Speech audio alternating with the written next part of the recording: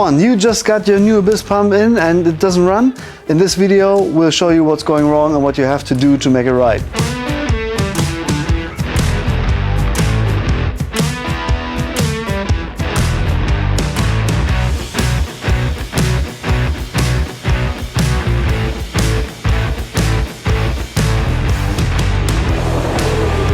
When you're installing the pump, in general, make sure to have watched our videos already that we did on plumbing and on the right installation of the pump, considering the diameters of the plumbing and so on. So we'll put those links into the video or the description for you. One of the main things is people are connecting the pump, they plug in the driver, the pump is not running at all. And then after 20 minutes, while you're still waiting for the glue to dry out or whatever, or you're having a coffee, the pump suddenly starts beeping. And that is the standard setting of our speed zero alert. So in the menu of the pump, you always reach the menu when you just press the M button once. If you go into speed zero alert, right now it's off because I already did that on the last video, but this is the standard setting, which means as soon as the pump is not running, so physically turning around, but plugged into the main supply, after 20 minutes of doing so, it'll give you an alarm to make sure that you didn't forget to repower your pump, or to switch off the feed timer,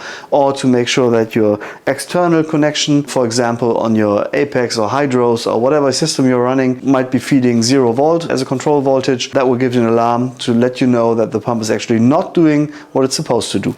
So that's one of the first things. So if you don't want to have the speed zero alert, just switch it off by keeping start stop pressed in the menu item and then press down, and then the speed zero alert is turned off. Saves automatically when you're leaving the menu. People are trying to get the pump to run by just dialing up, which usually works great, but not if the pump is still stopped. So the pump always has 2 modes, running and stopped, and you go through these modes by just pressing start and stop. So when you're dialing in your water, make sure that the pump is already set to running, because if it's not and you're dialing up to 80%, and your plumbing is not dried out yet, or you didn't plumb at all because you're just trying it out in a bucket, and you then press start stop, then you will get wet or your plumbing will fall apart or whatever. So those are things that actually happen. To show you another thing that could possibly happen in your plumbing, so you're putting in your pump and dialing it up and the pump is set to running and it's still not running, or there's no water coming out. I'll show you why that could happen. So we'll bleed this real quick. So this basically simulates a little bit of head pressure at the beginning, and then after the first head pressure is gone by eliminating the air in the pipe, then the pump can actually do its job as normal. So people set the pump to running and dial it up. So you set the pump to, let's say, 30%, and you would assume that water will already flow through your system, but it's just not. So even though the pump is using power, it's still not delivering any water. What could happen is that your pump will overheat, especially at low settings, or that your water will just heat up. I mean, the overheat protection in the pump will then at some point switch off and you'll get an error, but you don't know why that is. So that is because you're still using energy to have the water lifted up to that point, but the water is not being exchanged inside the pump, so that's why it's not delivering anything. So if you dial this up, suddenly you will reach that point when you eliminate all the air in the pipe, and then the water will actually start flowing and you'll see the measurement device go up. So now we're at 4 cubic meters, and that just takes 50%. Now you could dial this back, for example, once it's running, because we don't have any head pressure. So at 33%, we're still delivering water, right? So you see 3 cubic meters, everything's running fine.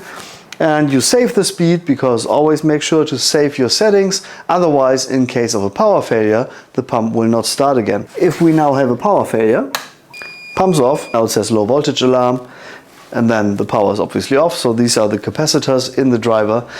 If your system then bleeds, for example, because you see there's an air bubble and we have this closed loop system, but there's somehow air getting in, so we'll accelerate this by just bleeding the whole system.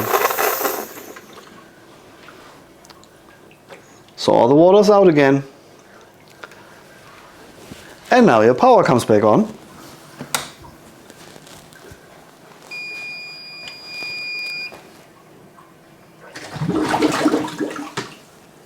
There's no water flowing, even though it was flowing, but we don't have enough power to actually push out the air of the pipe. So this is why you need to have your settings set in a way that the pump surely starts up again. Now another error happens because the pump is running dry. 35%, that's roughly the point when the dry run protection kicks in. And depending on the power level, that might switch around a little bit or how long the pump has been running. But if you get a dry running alert, that means there's a mismatch between the actual energy consumption of the pump to its setting where it should be running. So at 35%, usually the pump would use more than 18 watts. If that differs too much, the pump might give you an error of dry running, which could, there you go, dry running, see? So the error message goes away whenever the pump stops and then it restarts again, but now it will just continuously cycle this error until the error has happened too often, and then the pump will go into safe lock. That means that you actually have to switch off the driver, disconnect it from mains, wait until all lights are off, and then you can reconnect the driver. But then it's usually the settings that actually keep you from having your pump running properly. If we now dial the pump back up again, on the internals of the pump, the internal error storage basically is eliminated, and then the pump is running normal again and the safe lock won't kick in because you still have that turnover. Another thing that you need to consider when installing the pump, to show you that, I will bleed this again. Depending on the system that you're actually plumbing, whether it's a return pump or a skimmer or any other line that might be relevant, if you start the pump up with, let's say, 80% because that's your desired setting, for example for your injector on your skimmer. Now we set the pump to 87%, we start it up, and you'll see that there's a mechanical force going throughout the whole system. So it's very fast, and that will give in an injector, for example, a very loud noise. You know, it will be a bang, the pipes will start moving and shaking.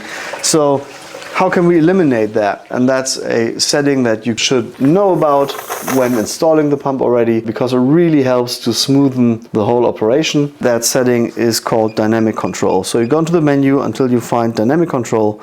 You go down. 100% means that the driver is actually accelerating as fast as it can. Now we go down to 15%, save the dynamic, and if we start the pump up now, you'll see a totally different behavior because the flow rate goes up slowly, and you can reduce that even further, so you'll have a very smooth change between two different values. Those values will also be affected by the dynamic control in case you, for example, have created a wave program. So the wave will actually go up slow and steadily, and then it will also go down slower, so you'll create a nice sine wave slope on your wave. That depends on what type of aquarium you're running. If you want to create a nice habitat with a very gentle water movement or gentle change of the water movement to not scare off any fishes, I guess you can imagine if the pump just switches on like this, some of the fish will be stressed. So if the pump gently accelerates, it gives fish time to actually move away from the pump or, you know, move into another space. Also, not being sucked into a pump is always a good idea.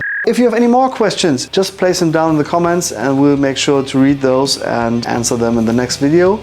And otherwise, I hope you have a great weekend and I'll see you soon. Take care.